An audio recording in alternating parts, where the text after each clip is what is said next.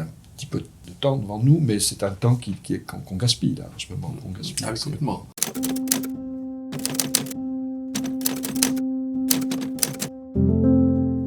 Dominique Bourg, qui est le président du conseil scientifique de la Fondation Zoën, l'a interviewé. Nous, on a pu assister à ça et on s'est dit qu'on allait partager quelques bouts de l'interview et nos impressions avec vous. Donc du coup, la première question, elle concerne en fait les manifestations du réchauffement climatique à l'échelle globale.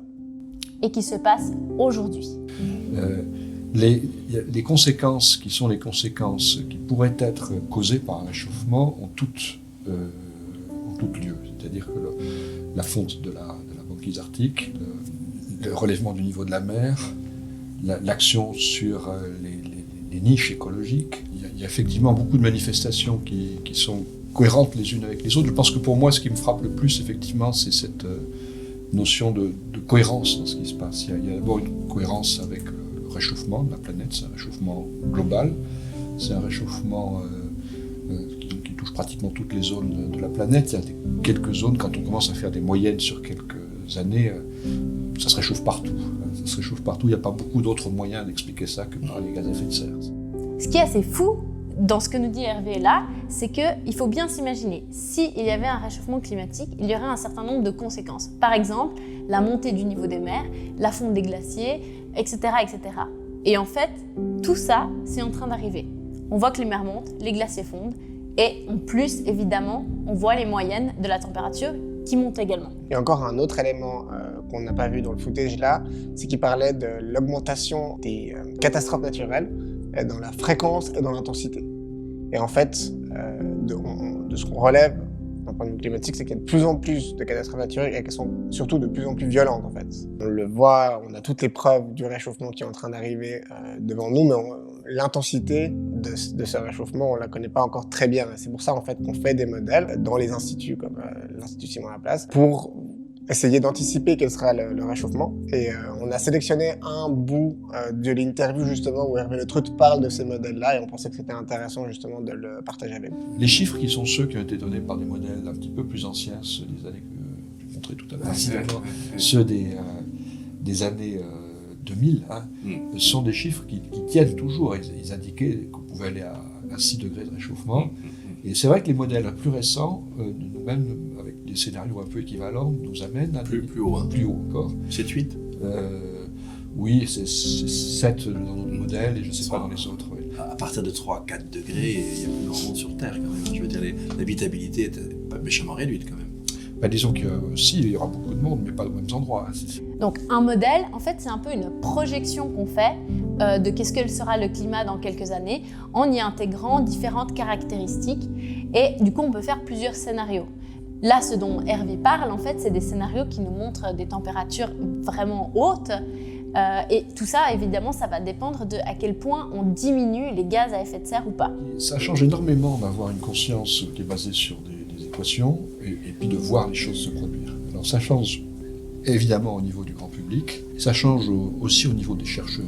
On est des humains et on est plus à l'aise quand on voit, même si on n'a pas nécessairement besoin de voir pour alerter, on peut faire confiance à nos diagnostics, mais ça rend les choses beaucoup plus prégnantes. Et du coup, il faut se baser sur ce que l'on observe aujourd'hui pour essayer d'anticiper. Tout ne peut pas se faire via les modèles. Si on regarde justement des processus un peu plus difficiles, que tout ce qui est lié aux précipitations, tout ce qui est lié... Là, on aura besoin des observations, on a besoin d'extrapoler un peu ce qu'on voit déjà.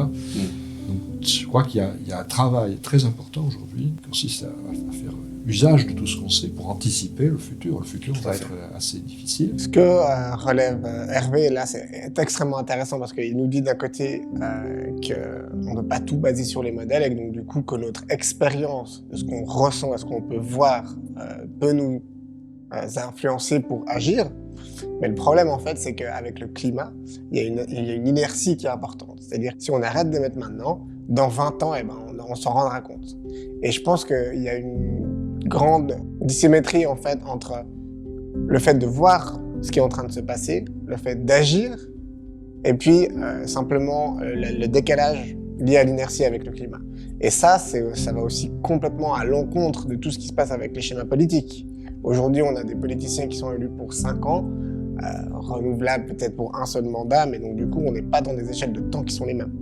Et je pense que un des gros enjeux et un des gros problèmes qu'a soulevé Hervé là, c'est que voilà, on a ce décalage en fait entre l'inertie climatique, le fait de voir ou agir, l'agenda politique en fait simplement.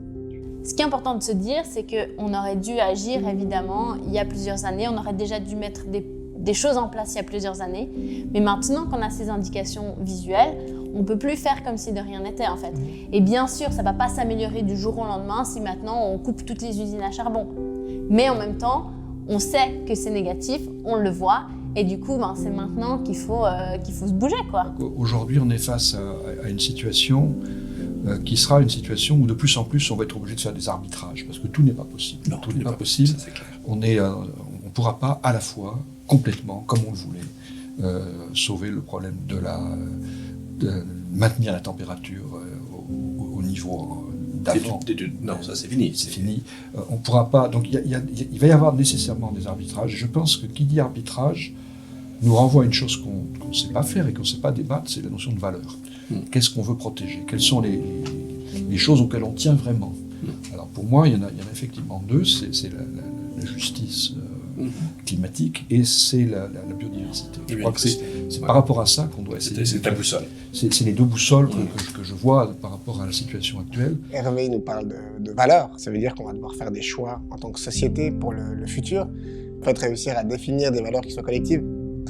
Alors qu'en fait, la réalité, c'est que aujourd'hui, même au sein des États, on n'arrive pas à trouver des valeurs collectives. Donc, à réussir à trouver des valeurs d'un point de vue genre international, pour l'humanité, entre guillemets, ou faire passer le bien collectif avant le bien individuel, c'est là où se trouve vraiment tout l'enjeu.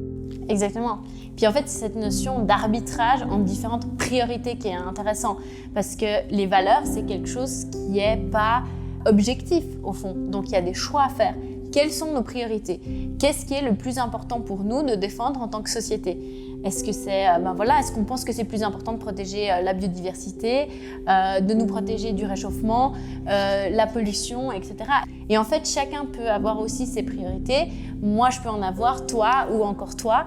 Et tout l'enjeu, c'est de se mettre d'accord. Donc on est sur un monde qui est très, très différent et qui est d'une certaine manière complètement à reconstruire. Donc je pense que c'est un message qu'on peut quand même délivrer aux nouvelles générations. C'est qu'il y a devant elles un chantier et que ce chantier, on peut l'ouvrir en donnant des exemples multiples partout. Je pense qu'il faut qu'il y ait une prise de conscience qui soit une prise de conscience adaptée. Donc je crois qu'un des enjeux majeurs maintenant, c'est l'éducation, qui est une compréhension des enjeux qui n'existe pas.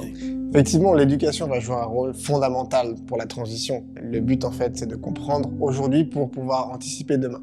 Et puis ça passe par l'éducation, mais aussi par la diffusion de vidéos, par exemple, par des conférences, par des débats, par des livres, par des discussions, et puis s'inspirer non seulement du savoir scientifique, mais du savoir de terrain, des gens qui sont sur le terrain et des gens qui étaient là avant nous, des savoirs ancestraux.